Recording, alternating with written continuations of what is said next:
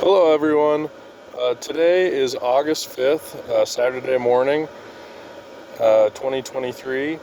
And for today's episode, what I wanted to talk about is Easter eggs. So Easter eggs is when the public, especially even children, as you can see here from the target audience, are exposed to this same technology, this same content, the same information, but done in such a strategic way to make them think that, I don't know, maybe it's aliens, like in Jimmy Neutron Boy Genius. They've got these aliens that then mind control all the parents. That's from 2002.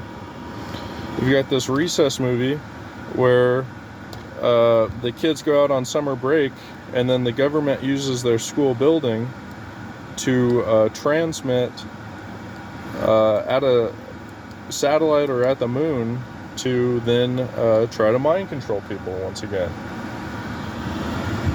Now we've got an older example, the very first Justice League of America comic book. This is an alien named Despero who attacks the world, mind controls the Justice League, and then a scientist saves the day.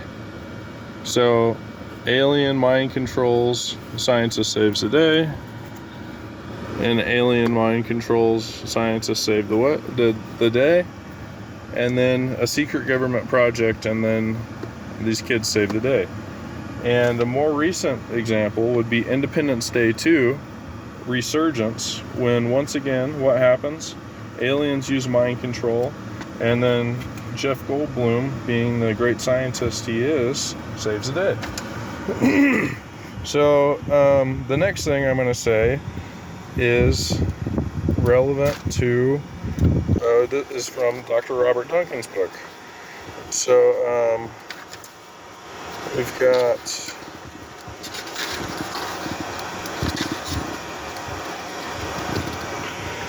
this right here is very important. One must experience this for themselves to believe and understand what the cybernetic global brain project really is. If you take the blue pill and believe anything you want, your memory will be erased during your sleep. Take the red pill and live a life of knowing too much, with all its responsibility to save human values.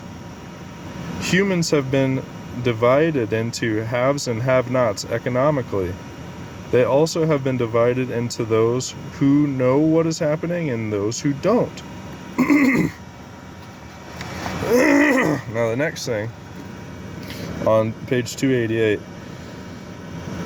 the researchers of this book conducted an extensive testing of communication patterns on a random population to see who is most receptive to truth and why, and how some people reject the obvious.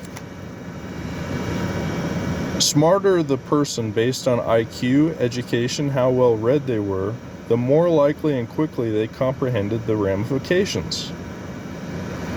The middle percentage of IQ distribution needed more clues of authority and more evidence from media before they started to grasp the material. Those who had served in a military branch were also more likely to quickly believe on average. I completely disagree with that, but that's what it says here. People who lived an average life and an average corporate job were the least likely to believe the technology existed. They often even became angry that one would even mention it. Some said that they were simply too scared to know anymore and would rather remain ignorant so that their government would not come after them. So I relate to that big time. People seeming like they would rather remain ignorant so that the government doesn't turn on them. So that's something I want everybody to think about for this weekend. And I want everyone to think about these Easter eggs. Okay? You got young kids saving the day from government doing the wrong thing in Recess. I love Recess. I love Jimmy Neutron. You got Jimmy Neutron and his friends saving the parents from being mind controlled from aliens. Easter egg, great movie. And one of my favorite comic books ever the very first Justice League, another great Easter egg. What happens? We're being mind controlled by another fucking alien. It's just like how we blame Russia for Havana syndrome, right? And then now we figure out that they didn't even have the ability to do that shit to us. It was a false flag attack. Just like, well, I'm not going to say it, but what happened in the Middle East was a false flag attack. That's vague enough for me to not get in trouble, probably. Were there weapons of mass destruction? Yes or no? Did we ever find them? Yes or no?